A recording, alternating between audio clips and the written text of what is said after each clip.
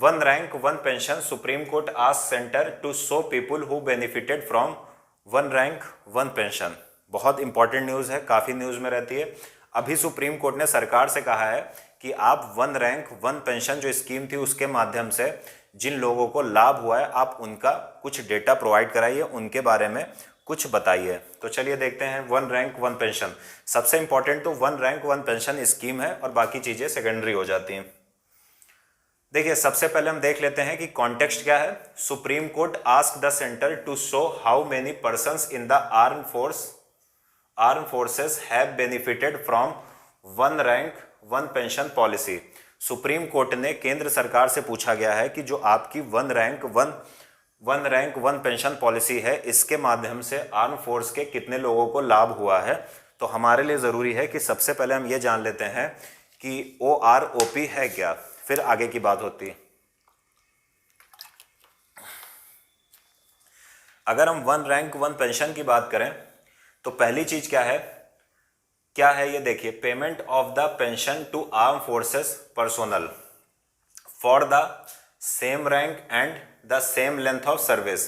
देखिए पहला पॉइंट देखेंगे तो कह रहा है payment of the same pension to arm force personnel for the same rank, तीन वर्ड को मैं गोला बना रहा हूं, and same length of service, कई वर्ड हो गए लेकिन ध्यान से इसको देखिए। देखिए क्या कह रहा है, वन रैंक वन पेंशन का मतलब क्या है। सबसे पहले अगर आप इसको समझ गए तो मामला ठीक रहेगा। वन रैंक वन पेंशन का मतलब यह है कि आर्मी पर्सोनल जो एक ही रैंक से रिटायर हुए हैं, सबसे पहले ये जान लीजिए, यानी ऐसे व्यक्ति जो एक रैंक से रिटायर हुए हैं, पहली चीज।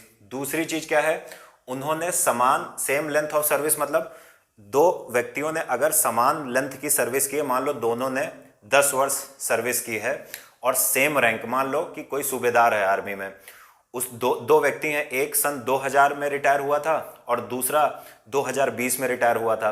तो बेसिकली जो भारत में पेंशन का सिस्टम होता है वो पेंशन का सिस्टम कुछ इस प्रकार से होता है कि जो लास्ट सैलरी होगी उसका आधा पेंशन मिलता है।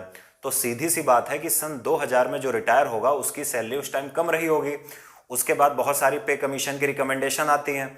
अभी जो रिटायर होगा 2020 में उसकी जो पेंशन होगी वो उसकी लास्ट सैलरी 2020 में ज़्यादा होगी, तो उसकी पेंशन आज की या 2020 की जो रिटायरमेंट के समय उसकी सैलरी थी उसका आधा होगी।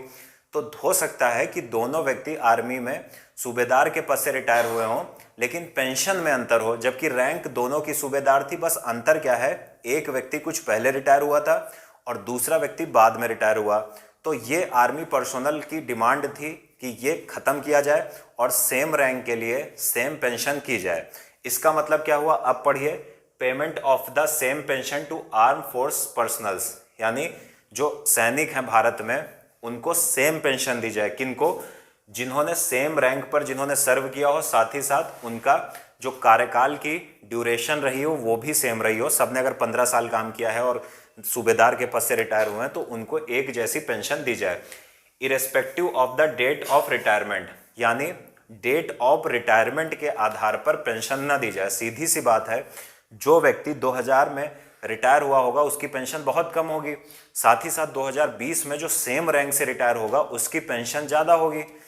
अब आगे हम देखते हैं कि एग्जाम्पल के थ्रू इसको समझने का प्रयास करते हैं। देखिए, an officer who has been in service for 15 years and retired, एक ऑफिसर था जिसने 15 साल सर्विस दी, कब से कब तक, 1985 से 2000 तक, यानी 15 साल तक सर्विस दी।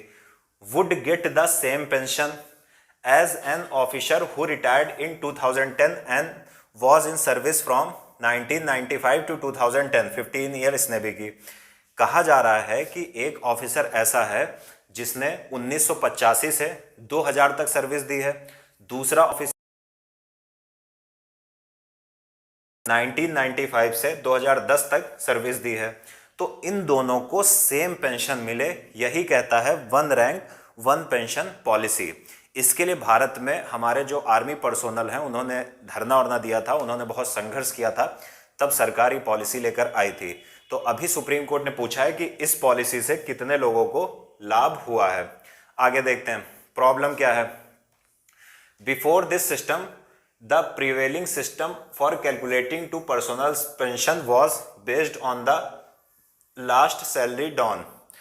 कहा जा रहा है कि one rank one pension scheme के पहले किसी भी आर्मी पर्सोनल को जो पेंशन मिलती थी वो बेसिकली उसकी लास्ट सैलरी की आधी मिलती थी या लास्ट सैलरी के हिसाब से मिलती थी। तो इसलिए सेम रैंक के लोग जो अलग अलग समय पर रिटायर होते थे उनकी पेंशन्स में अंतर था। इसी समस्या का समाधान करने के लिए सरकार OROP पॉलिसी लेकर आई थी। अब ये कमेटी जरूर याद रखिएगा, कमेटी क्या है? Bhagat Singh Koshyari committee. Implementation of the scheme was based on recommendation of this committee. इस स्कीम का यानी one rank one policy scheme का जो इम्प्लीमेंटेशन है वो बेसिकली भगत सिंह कोश्यारी कमेटी की सिफारिशों पर आधारित है। तो डायरेक्ट क्वेश्चन पूछा जा सकता है Bhagat Singh Koshyari committee is related to, तो वहां पर आपका आंसर होगा OROP पॉलिसी। तो उम्मीद है यह न्यूज़ आपको समझ में आई होगी।